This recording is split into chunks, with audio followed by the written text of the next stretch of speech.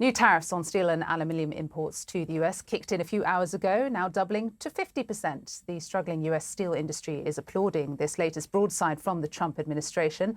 But other sectors that rely on the metals are warning of price hikes everywhere, from car lots to grocery store shelves, although it's not entirely clear how or when the costs will be passed on to consumers.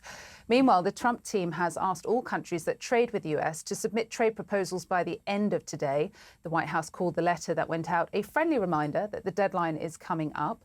Meanwhile, trade tensions between the US and China are still flaring as Chinese state media is taking some new swipes at President Trump with the help of AI. CNN's Will Ripley explains. This AI-generated anime is going viral in China, portraying US President Donald Trump as a tariff-wielding superhero.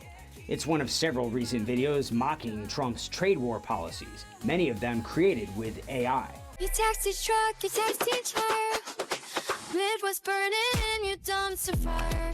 China's English-language broadcaster produced this video, blaming Trump's tariffs for US inflation and global instability. The video echoes Beijing's official stance. Since the U.S. imposition of the unilateral tariff measures, it has not resolved any of its own issues, she says, and has instead severely undermined the international economic and trade order. China's Xinhua news agency produced this AI animation featuring a robot named Tariff, programmed to impose trade restrictions. I now choose death to end the harm.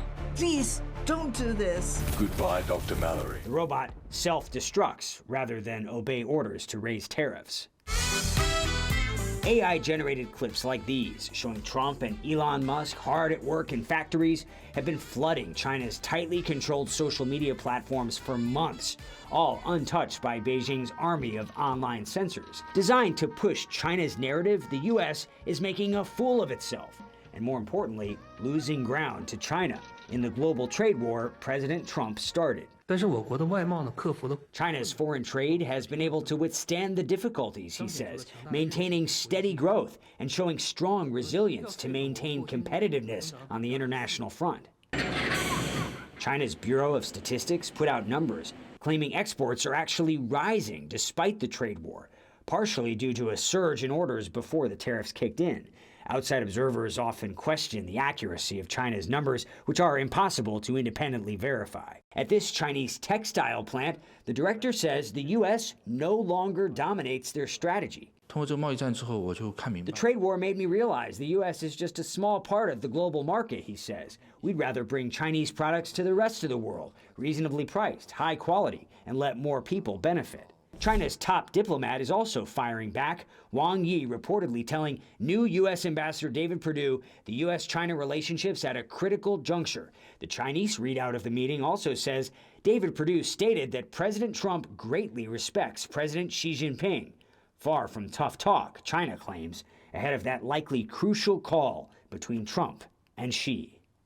They sure do have a lot to talk about. The 90-day trade truce they brokered in Geneva is unraveling right now. At stake, rare earth minerals, vital for U.S. tech and defense, which China is still restricting.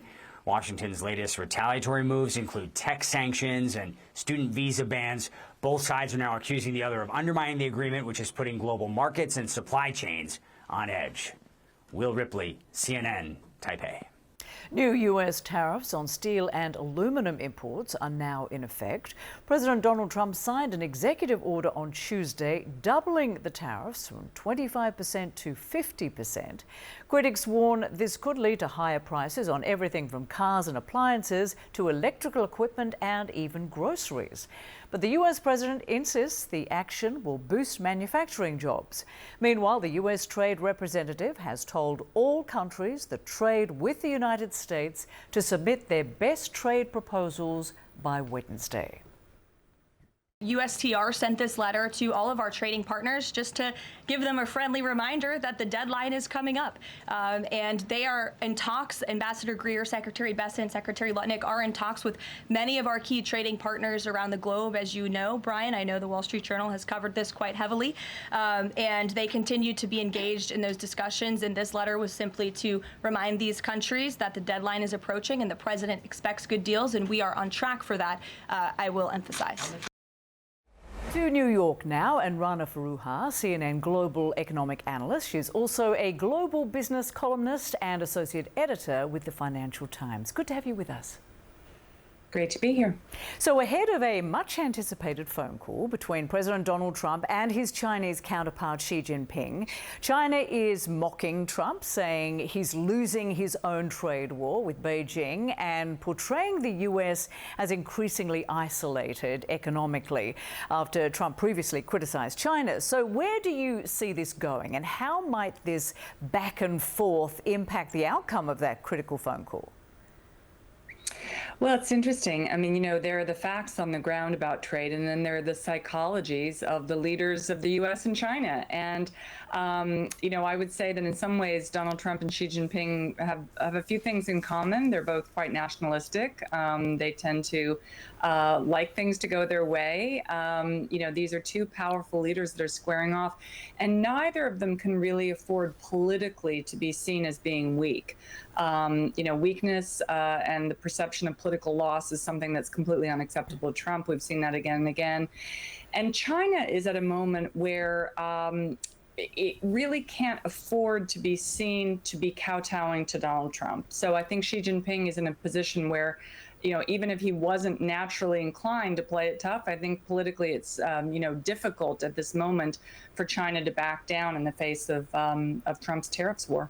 And just weeks away from the deadline for the 90-day pause on tariffs, the White House says that President Trump has sent out letters to major US trading partners demanding their best offers by the end of today, Wednesday, calling this a friendly reminder in an apparent effort to get deals done before that July 8th deadline. What's your response to this method of making trade deals?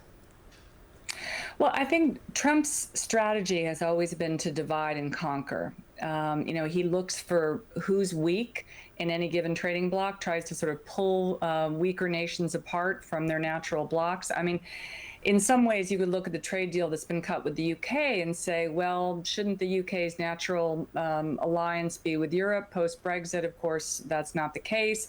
But I think one of the things that Trump likes to do is to really kind of separate nations out and really try and make them negotiate on their own.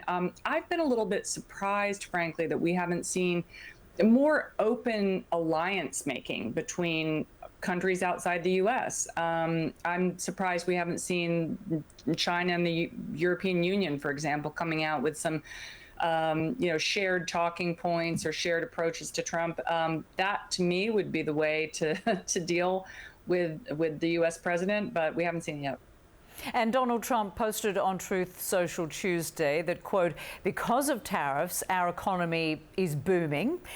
As an economist yourself, what do you say to that, particularly after the OECD just slashed its US growth forecast, bringing global expectations down with it? Yeah, it's really kind of tragic, Rosemary, because, you know, the U.S. had the strongest recovery in the post-COVID world. I mean, we really were the envy of the rest of the world coming out of the pandemic over the last few years. That's been squandered. You know, the U.S. economy has been strong. It has been robust. Jobs numbers are still pretty good, amazing, you know, despite everything. But absolutely, the OECD is saying by the end of 2025 and into 2026, we are going to see growth that's about half of what it was over the last few years. So that's a big blow. And the U.S. is coming in way weaker than many other countries. So it's as though the tables have been turned, really, in this administration. And Rana, we're also hearing warnings about a crack in the bond market. JP Morgan Chase CEO Jamie Dimon warning of panic when that happens. Is it too late to stop that from happening if the trade war drags on? Boy, you know, I think if we see high double-digit tariffs, if we see on-again, off-again legal remedies, I think the bond market is going to crack. You know, we've already seen this happening, and it's going to be very difficult for the Fed to lower interest rates at this point, given the tariffs that are coming. We hear them being felt, you know, in Middle America and other parts of the world, and with inflation the way it's looking like it's going to be really, really hard to lower rates. That puts pressure on the U.S. government. It makes debt more expensive at a time when there are fewer foreign buyers for U.S. Treasury bills. The bond market doesn't like any of this, and it doesn't like the uncertainty. And you mentioned the debt. I mean, billionaire Elon Musk is publicly breaking with President Trump, calling his big, beautiful bill a disgusting abomination because it will add nearly $4 trillion to the national debt. How damaging could Trump's spending bill be if it gets through the Senate in its current form? Well, very damaging. The rule of thumb is that you want to spend when there's a crisis, which is what happened during COVID. You saw the Biden administration really pouring money into the economy. That's why we had such a robust recovery. But then you need to use the good times to really scale back. And instead, we're doing just the opposite. We're giving billionaires a tax break and wrecking our debt and deficit picture. Rana Foroohar, many thanks for joining us. Appreciate it.